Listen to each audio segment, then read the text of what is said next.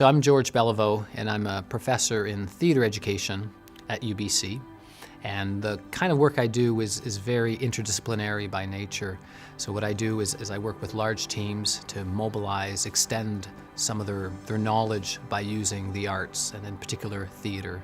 So one of the key projects that I'm working on right now under the umbrella of research-based theater is with military veterans. Not only do I collect the stories and collaborate with them in generating the script, but they also perform. One of the goals of having them perform their stories is the authenticity for the audience to see that these are stories told by military veterans about military veterans.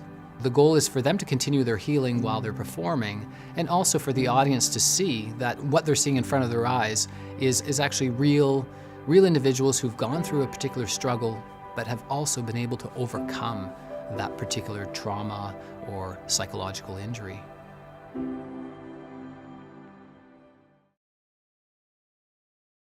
My name is Kai Chan, and I'm a professor in the Institute for Resources, Environment and Sustainability. I study biodiversity and ecosystem services, which are nature's contributions to people. In all of the cases, there's some aspect of ecosystems and human interactions with nature, and a lens of values, or what makes it matter to people and how it affects human well-being. You know, I think that lots of people fundamentally, they want to have a good life, but they want to do it in a way that doesn't undermine the planet's ability to sustain itself. In a variety of ways, the world is moving towards internalizing these external problems and figuring out a way to ensure economic growth without harming the planet. When the world does move in that kind of a way, with strong policy measures and environmental laws, then if Canada moves early, then we are going to be well positioned in order to realize the benefits of that.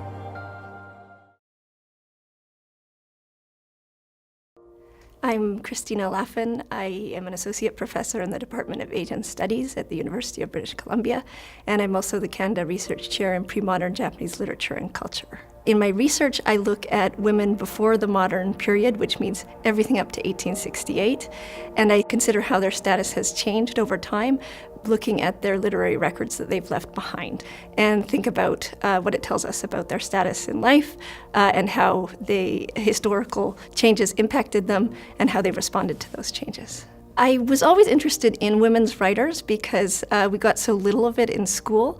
And so I became very fascinated with the Japanese literary tradition when I realized that much of the early literature were authored by women. If we're constantly told that there is not a long literary tradition of women before us, or that women weren't actively contributing to culture, then it's hard to know what your place is here. So I think it's really important for Canadians and for women as a whole to know that there are these past traditions.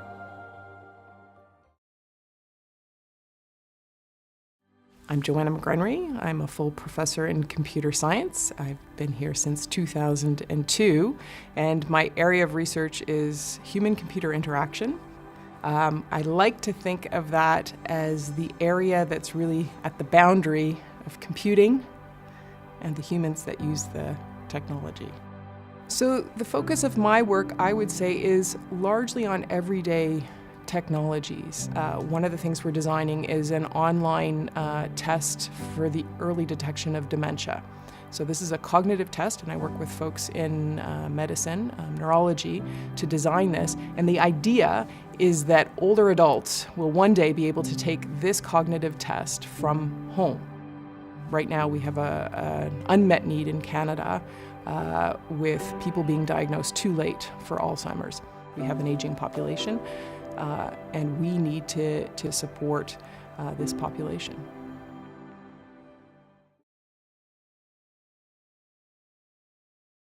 So my name is STEIDL. I'm associate professor at UBC, and my area of research is translational lymphoma research. My team is working in lymphoma, so we're doing translational lymphoma research, which means that we are translating basic science into better treatments for patients.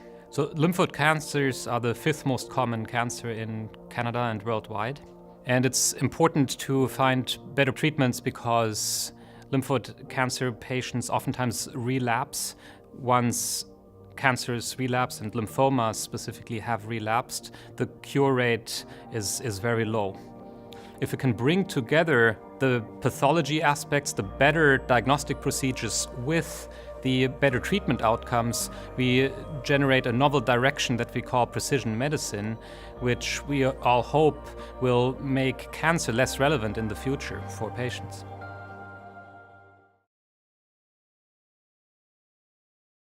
My name is Zhen Wong. I'm a professor at the Electrical and Computer Engineering at UBC, the University of British Columbia. My research area is machine learning and statistical signal processing. One particular project we are working on is personalized data analytics for Parkinson's disease. So with a goal, try to provide a non-invasive and also non-medicine treatment for Parkinson's disease patients. So we developed advanced machine learning and also signal processing algorithms to model the underlying neural connectivity and also to identify potential biomarkers for Parkinson's disease. We try to provide both diagnosis tools so that we can early detect Parkinson's disease. And also based on those features, we use them as biofeedback. We can also try to help to do the neural rehabilitation and also non-medicine treatment.